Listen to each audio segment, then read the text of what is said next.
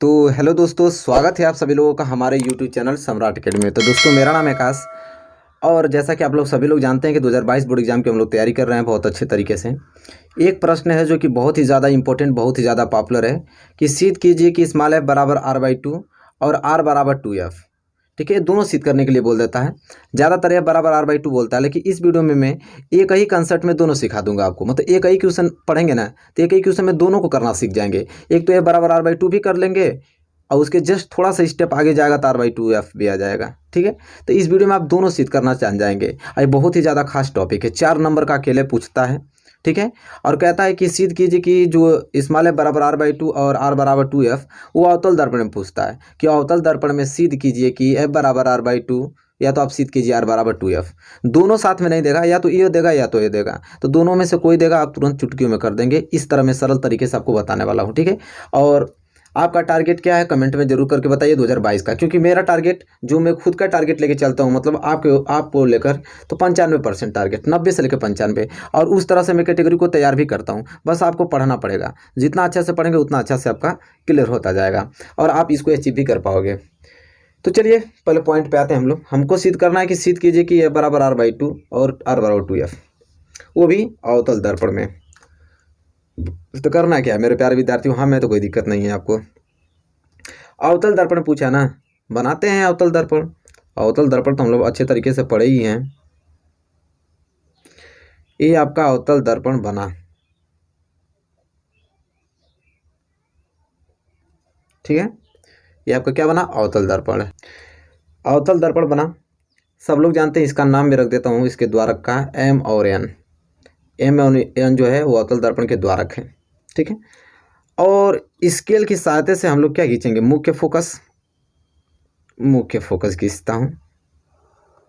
ये क्या हो गया, मुख्य फोकस। ये जो पॉइंट आपको दिखाई दे रहे हैं मुख्य फोकस, इसे क्या बोलते हैं, ये जो रेखा जा रही है ना, रेखा, ये जो रेखा जा रही है इसे हम बोलते हैं क्या, मुख्य अक्ष। क्या बोलते हैं, मुख्य अक्ष बोलते हैं। क्या बोलते हैं मेरे प्यारे बच्चों, मुख्य अक्ष। जो ये पी है ना, इस पी को क्या बोलते हैं, ध्रुव बोलते हैं। इस पी को क्या बोलते हैं, ध्रुव बोलते हैं। ठीक है, तो ये जो रेखा खींचे हम लोग मुख्य अक्ष, तो मैंने हम मुख्य अक्ष खींच दिया, और पी यहाँ पे क्या है, ध्रुव है। अब हम क्या करेंगे कि यहाँ से आपतित किरण खींचेंगे ए बी, जो कि दर्पण पे जाके रिफ्लेक्ट होगी। ये जो मैं रेखा खींचा हूँ ये क्या है, ए और बी है, और ये जा रही है दर्पण की तरफ, आपतित किरण, आने वाली किरणें। ठीक है, ये आपतित किरण तब जा रही है तो दर्पण से टकराने के बाद मुख्य फोकस से होकर जाएगी। कहाँ से, मुख्य अक्ष के मुख्य फोकस, जो यहाँ से जिससे जाएगी उसका नाम है एफ। इसे बोलते हैं हम लोग क्या, मुख्य फोकस। क्या बोलते हैं, मुख्य फोकस बोलते हैं। ठीक है, मुख्य फोकस। और जितना एफ पी है उतना दूरी नाप के और यहाँ से एक चाप लगा के यहाँ पे एक बिंदु खींच देंगे जिसका नाम रखेंगे सी। अब ये सी क्या है, वक्रता केंद्र। क्या है, वक्रता केंद्र है। अब सी से इस पी पे हम लोग क्या करेंगे, अभिलंब डालेंगे, मतलब यहाँ पे इसको लंब डालेंगे, सी और बी को मिला देंगे, मतलब सी पी बी पर क्या है, अभिलंब है। तो इतना तो आपको फिगर बना के चलना है मेरे प्यारे विद्यार्थी। इसके बाद जितना चीज़ आप बनाए हैं ना इसमें, उतना ही चीज़ को लिखना पड़ता है। जितना चीज़ आप बनाए हैं उतना चीज़ को हमें क्या करना पड़ता है, लिखना पड़ता है। अब लिखना कैसे हम बताता हूँ। तो पहले हम लोग लिखेंगे कि माना कि एम और एन एक अवतल दर्पण है, ये लिखेंगे। चलिए लिखते हैं, माना कि एम कामा एन एक अवतल दर्पण है, एक अवतल दर्पण है। क्लियर, यहाँ तक हमने एम और एन को क्या माना, एक अवतल दर्पण। यहाँ तक क्लियर। जिसका पी जो है ये क्या है, ध्रुव है।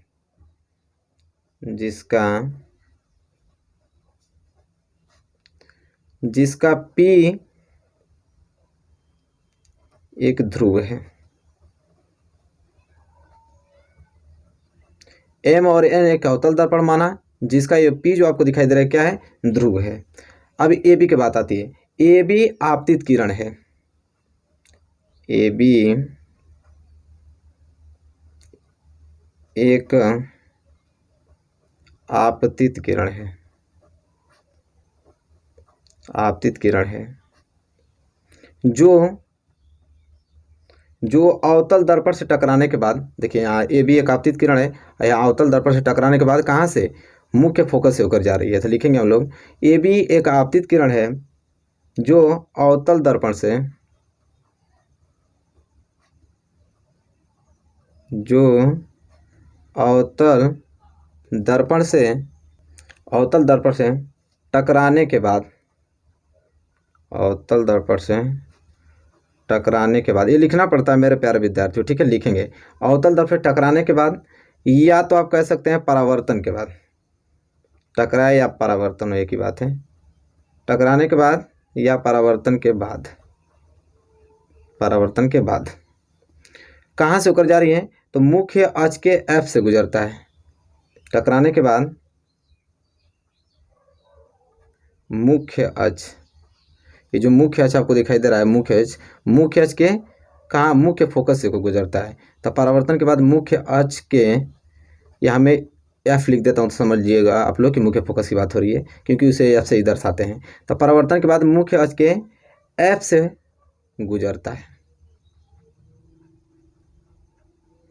एफ से गुजरता है। क्लियर यहाँ तक, कोई दिक्कत नहीं। अब हमको करना है ये BC जो है, BC वह B बिंदु पर अभिलंब है,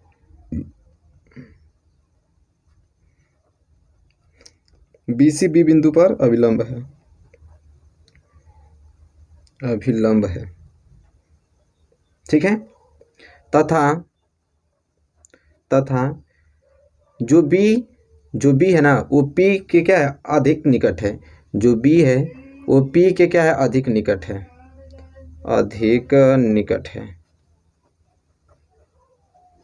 निकट है। अब इतना चीज़ हमने बनाया था और इतना अच्छे तरीके से हमने इसे लिख दिया। अब मेरे प्यारे विद्यार्थियों, अब करना क्या होता है, बात को ध्यान से समझिए। इसको मैंने मान लिया कोण 1, इसको मैंने मान लिया कोण 2 और इसे मान लिया कोण 3, ठीक है। क्लियर, यहाँ तक क्लियर होना चाहिए आपको। अब मेरे प्यारे विद्यार्थियों ध्यान से समझिए, अगर मैं यहाँ कहूँ कि कोण ABC बराबर कोण 1, कोण ABC बराबर कोण 1, क्या दिक्कत है, कोई दिक्कत है, कुछ नहीं।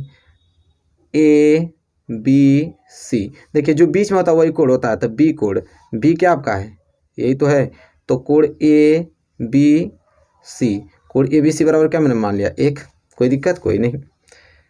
इसी प्रकार हम कहेंगे कि कोण CBF बराबर कोण 2 मान लेंगे, CBF बराबर क्या हो गया, कोण B हो गया और 2 हो गया, कोई दिक्कत कोई नहीं।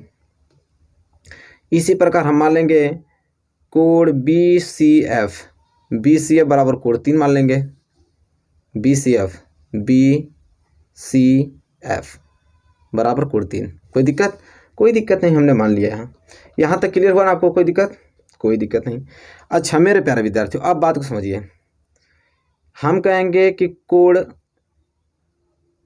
1 जो है वह कोण 2 के बराबर है, जो कोण 1 है वो कोण 2 के बराबर है।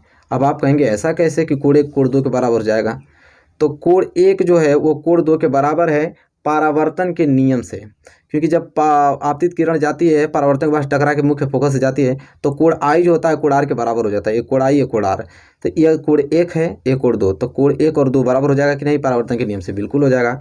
तो कोण 1 बराबर कोण 2, भाई क्यों बराबर है, तो लिखना पड़ता है यहाँ पे, तो लिखेंगे परावर्तन के नियम से, परावर्तन के नियम से क्या हो गया, बराबर हो गया, कोई दिक्कत नहीं। और कोण 1 बराबर कोण 3 कह देंगे। अब कोण 1 बराबर कोण 3, कोण 1 बराबर कोण 3, अब कहेंगे ये कैसा, तो कोण 1 बराबर कोण 3 एकांतर कोण है। जब दो समांतर रेखा ऐसे रहती हैं, कोई तिर्यक रेखा इसे प्रतिच्छेदित करता है, तो ये वाला एंगल इस एंगल के बराबर हो जाता है, एकांतर कोण कहलाता है। तो देख लीजिए, एक ये रेखा है, एक ये रेखा है, यहाँ से एक तिर्यक रेखा इसको काट दिया, तो कोण 1 कोण 3 के बराबर होगा कि नहीं, बिल्कुल होगा। तो कोण 1 बराबर कोण 3, कंडीशन क्या लिखेंगे, किसके कारण, तो एकांतर कोण के कारण ऐसा हुआ है। एकांतर कोण के कारण कोण 1 बराबर कोण 3 बराबर हुआ है। कोई दिक्कत, कोई दिक्कत नहीं। इसलिए हम क्या करेंगे मेरे प्यारे विद्यार्थियों, कोण 2 बराबर कोण 3, कोण 2 बराबर कोण 3 कहेंगे। अब आप कहेंगे कोण 3 बराबर कोण 2 बराबर कोण 3 कैसे, तो देखिए इसमें एलएचएस ए है, आरएचएस ए है, एलएचएस ए है, आरएचएस है, तो इधर की साइड आपका कोण 1 बराबर है, तो इधर भी कोण 2 जो होगा कोण 3 के क्या हो जाएगा बराबर। तो यहाँ पे कोण 2 बराबर कोण 3 मैंने लिख दिया। ठीक है, कोई दिक्कत, कोई दिक्कत नहीं। ठीक है, जब एलएचएस बराबर होता है बायां पक्ष तो दायां पक्ष भी क्या होता है बराबर होता है, तो कोण 2 बराबर कोण 3 मैंने लिख दिया। कोई दिक्कत, कोई नहीं। इसलिए त्रिभुज BCF, इसलिए त्रिभुज BCF एक समद्विबाहु त्रिभुज है। आप कहिएगा कि ये कैसे हुआ, अभी बताता हूँ, पहले लिख दूँ। त्रिभुज BCF एक समद्विबाहु त्रिभुज है। अब BCF समबाहु त्रिभुज है कैसे, आप देखिए कोण 2 बराबर कोण 3, ये जो कोण 2 है ये कोण 3 के क्या हो गया बराबर। समद्विबाहु त्रिभुज जब आमने सामने की भुजा बराबर हो जाती है, तो जब आमने सामने को कोण बराबर होता है, जब दो कोण आपस में बराबर होने लगता है तो समझिए कि समद्विबाहु त्रिभुज होता है। तो कोण 2 जब कोण 3 के बराबर हो गया तो भाई आपका त्रिभुज क्या बना, BCF, यही तो त्रिभुज है। देखिए ये त्रिभुज सुनिए BCF, इतना त्रिभुज देखिए, इसमें से 2 कोण तब बराबर हो ही गया, तो भाई समद्विबाहु त्रिभुज हो गया कि नहीं, बिल्कुल हो गया। अब देखिए यहाँ वही चीज़ मैं लिखा हूँ, BCF एक समद्विबाहु त्रिभुज है। चलिए कोई दूसरा पृष्ठ ले लेते हैं, उस पर हल करते हैं, भर गया। चलिए इस पे हल करते हैं, यहाँ तक तो हो गया ना, कोई दिक्कत यहाँ तक बताइए, कोई दिक्कत नहीं। अब आगे करना है, इसलिए हम कहेंगे कि BF बराबर CF, ऐसे समीकरण 1 मानेंगे। तो आप कहेंगे कि सर BF बराबर CF क्यों लिखे हैं, तो मेरे प्यारे विद्यार्थी इसको अब यहाँ रखता हूँ और फिगर को मैं यहाँ दर्शाता हूँ। ठीक है, BF बराबर CF मैंने लिखा। तो मेरे प्यारे विद्यार्थियों जब 2 कोण आपस में बराबर होता है ना, तो उसके आमने सामने की भुजा भी बराबर होती है। तो कोण 2 देखिए कोण 3 के सामने की भुजा क्या है BF, और कोण 2 के सामने भुजा क्या है CF। तब 2 कोण आपस में बराबर है तो उसके आमने सामने की भुजा भी तो बराबर होगी, तो इसलिए BF बराबर क्या हो गया CF, मतलब यह भुजा इस भुजा के क्या हो गया बराबर हो गया। तो वही चीज़ तो लिखा हूँ, एक्स्ट्रा क्या लिखा हूँ, कुछ नहीं। BF बराबर मैंने CF समीकरण 1 लिख दिया। ठीक है, कोई दिक्कत, कोई दिक्कत नहीं। चूंकि ये कंडीशन मैंने आगे बताया था आप लोगों को कि जो P है और जो B है वो P के अधिक निकट है, शुरू में ही मैंने बताया था कि जो B है वो P के अधिक निकट है, अधिक निकट है। तो मेरे प्यारे विद्यार्थियों आप बताइए कि जब यह B इस P के अधिक निकट होने लगा, ठीक है, जब यह B इस P के अधिक निकट होने लगा, तो क्या मैं एक चीज़ कह सकता हूँ कि जो BF होगा,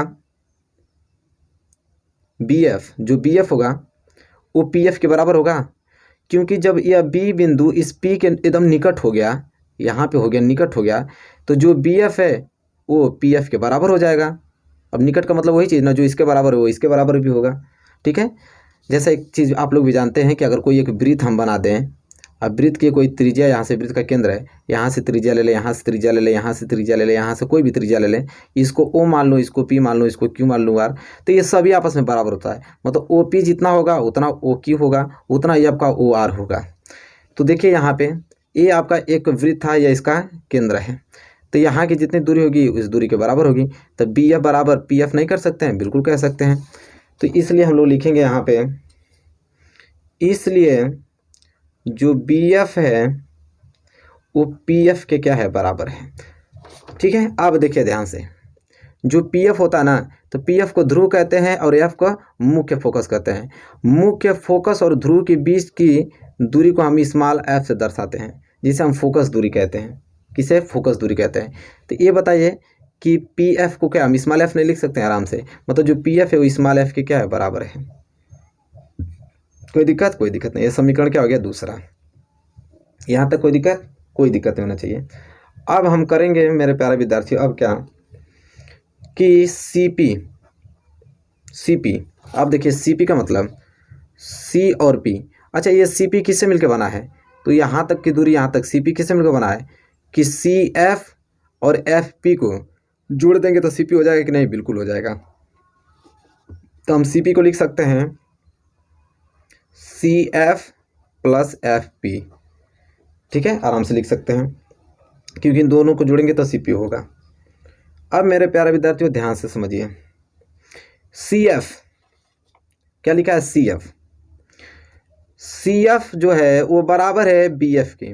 तो सी एफ की जगह मैं बी एफ लिख सकता हूँ आराम से। तो सी एफ की जगह मैं बी एफ लिख सकता हूँ, आराम से लिख सकता हूँ, लिख दिया। और आपका